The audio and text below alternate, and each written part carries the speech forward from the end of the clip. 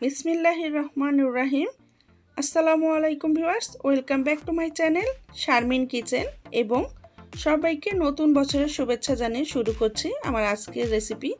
আজ আমি আপনাদের সাথে শেয়ার করব শীতকালে বাজারে থেকে কিনে আনা চাউলের গুঁড়ো দিয়ে তেলের পিঠা বা পোয়া পিঠা রেসিপি। এটি খেতে দুর্দান্ত লাগে এবং তৈরি করা খুবই সহজ। জানি এটা একটি কমন রেসিপি, সবাই তৈরি করতে পারেন, তবে আমি যেভাবে তৈরি করি সেই রেসিপিটি আপনাদের সাথে শেয়ার করব। আই হোপ আমার রেসিপিটা আপনাদের ভালো লাগবে। ভালো লাগলে অবশ্যই লাইক, কমেন্ট ও শেয়ার করবেন এবং আমার চ্যানেলে যদি নতুন কোনো বন্ধু হয়ে থাকেন আমাকে সাপোর্ট করার জন্য আমার চ্যানেলটি সাবস্ক্রাইব করে পাশে থাকা বেল বাটন অন করে রাখবেন। এতে করে নতুন কোনো ভিডিও আপলোড দিলে সবার আগে নোটিফিকেশন পেয়ে যাবেন। জানি না কেন যেন আপনারা লাইক দিতে চান না, একটি লাইক যেহেতু জরুরি, প্লিজ একটি লাইক দিয়ে ভিডিওটি কন্টিনিউ করবেন। তো চলুন দেখে নেওয়া যাক। তো প্রথমে আমি এখানে একটি শুকনো পাত্র নিয়েছি। এই পাত্রে 1 কাপ পরিমাণ বাজার থেকে কিনে আনা চাউলের গুঁড়ো দিলাম আর দিয়ে দিলাম 1 কাপ আটা। সবসময় অ্যাভেলেবেল ঘরে আটাই থাকে, এই জন্য আপনারা চাইলে ময়দা নিতে পারেন। আর দিয়ে দিলাম স্বাদ মতো লবণ। তবে যারা লবণ খেতে পছন্দ করেন না মিষ্টিতে, তারা স্কিপ করতে পারেন চাইলেই। তবে মিষ্টিতে যদি লবণটা দেওয়া হয় মিষ্টির ব্যালেন্স ঠিক থাকে, খেতে কিন্তু অনেক ভালো লাগে। তো এরপরে আমি দেখুন দিয়ে দিলাম এখানে 1 কাপ পরিমাণ মেজারমেন্ট কাপ দিয়ে নরম গুড়, খেজুরের গুড় এটা, কারণ গুড়টা যেহেতু আমি নরম গুড় দিব তো এই জন্য আমি আগে দিয়ে দিলাম। কারণ অনেক সময় পানি বা দুধ দিয়ে যদি আমরা ব্যাটারটা তৈরি করি তো অনেক সময় দেখে পরে গুড়টা দিলে ব্যাটারটা নরম হয়ে যেতে পারে। এই জন্য আমরা মিষ্টি কেমন খাবো সেই অনুপাতে মিষ্টিটা দিয়ে তারপরে আমি অল্প অল্প করে পানি দিচ্ছি আর ব্যাটারটি তৈরি করছি। আপনারা চাইলে দুধ দিয়েও কিন্তু তৈরি করতে পারেন। দুধ দিয়ে এটা কিভাবে তৈরি করতে হয় আপনাদের সাথে এই রেসিপিটা শেয়ার করেছি, চাইলে এটা আমার চ্যানেলে দেয়া আছে, আপনারা দেখে নিতে পারেন। তো তারপরে আমি এইভাবে পানিটা কতটুকু লাগবে আমি বলছি না, স্ক্রিনে দেখানো নিয়ম অনুযায়ী এইভাবে ব্যাটারটা তৈরি করে ঘনত্ব করতে হবে। দেখুন কত স্মুথ একটি ব্যাটার তৈরি হয়েছে।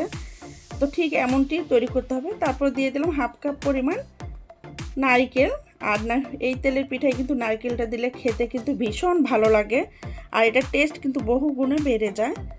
আপনাদের কাছে আশা করব ভিডিওটি ভালো লাগবে। যারা ভিডিওটি দেখছেন কিন্তু এখনও লাইক দিতে ভুলে গিয়েছেন, প্লিজ একটি লাইক দিয়ে ভিডিওটি কন্টিনিউ করবেন এবং ভিডিওটি টেনে টেনে না দেখে সম্পূর্ণ ভিডিও দেখবেন। এবং ব্যাটারটি দেখুন স্মুথ একটি ব্যাটার তৈরি করতে হবে। তো এখন আমি 20 মিনিটের জন্য রেস্টে রেখে দিব ব্যাটারটি গুলে। 20 মিনিট পরে ফিরে আসছি। তো এই তো দেখুন 20 মিনিট পরে ফিরে এলাম। এটার ঘনত্বটা কেমন হয়েছে দেখে নিশ্চয় বুঝতে পারছেন। তো সরাসরি এখন আমি চুলায় চলে গেলাম। যে আমি পরিমাণ মতো তেল দিয়ে আগে থেকে কড়াইতে আমি গরম করে নিয়েছি তেল। তো তারপর আমি একটি চামচের সাহায্যে ব্যাটারটি দিয়ে দিলাম। আমি আমার সাইজ মতো করে আমি পিঠা বানিয়ে নিচ্ছি। আপনারা আপনাদের পছন্দ অনুযায়ী সাইজ করে বানিয়ে নেবেন পিঠাটি। তো প্রথম পিঠাটি দিয়ে দেখছেন স্ক্রিনে দেখানো নিয়ম অনুযায়ী কত সুন্দরভাবে ফুলেছে। আর মাশাআল্লাহ পিঠাগুলো কিন্তু খুব সুন্দর করে ফুলছে এবং খেতেও কিন্তু অনেক মজার হয়েছিল পিঠাটা। এটা আমি গতকাল বানিয়েছি, খেতে কিন্তু অনেক ভালো লাগে। তো লাইকটা যেহেতু ভিডিওতে বলেছি যে জরুরি, কারণ আপনাদের একটি লাইকের কারণে আমার ভিডিওটি আরও অনেকের কাছে পৌঁছে যাবে এবং অনেকে দেখার সুযোগ পাবে। তো প্লিজ ভিডিওটিতে লাইক দিয়ে তারপর ভিডিওটি কন্টিনিউ করবেন। আর দেখুন আপনাদের সুবিধার্থে আমি আরও একটি পিঠা বানিয়ে দেখিয়ে দিচ্ছি। এতক্ষণ সময় নিয়ে যেসব আপু ও ভাইয়া আমার ভিডিও দেখছেন, লাইক, কমেন্ট ও শেয়ার করছেন, তাদেরকে অসংখ্য অসংখ্য ধন্যবাদ। তো বাকি পিঠাগুলো আমি একইভাবে বানিয়ে নিব। তো চলুন, আমি পিঠাগুলো বানানো শেষ হয়ে গেছে, আমি এখন আপনাদের সাথে পরিবেশন করে শেয়ার করছি। আশা করব আমার ভিডিওটি আপনাদের ভালো লাগবে। যদি ভালো লাগে লাইক, কমেন্ট ও শেয়ার করবেন। আর আপনারা চাইলেই কিন্তু কমেন্ট করে আমাকে জানাতে পারেন। আপনাদের সুন্দর সুন্দর কমেন্ট আমাকে নতুন নতুন কন্টেন্ট তৈরি করতে খুবই উৎসাহিত করে।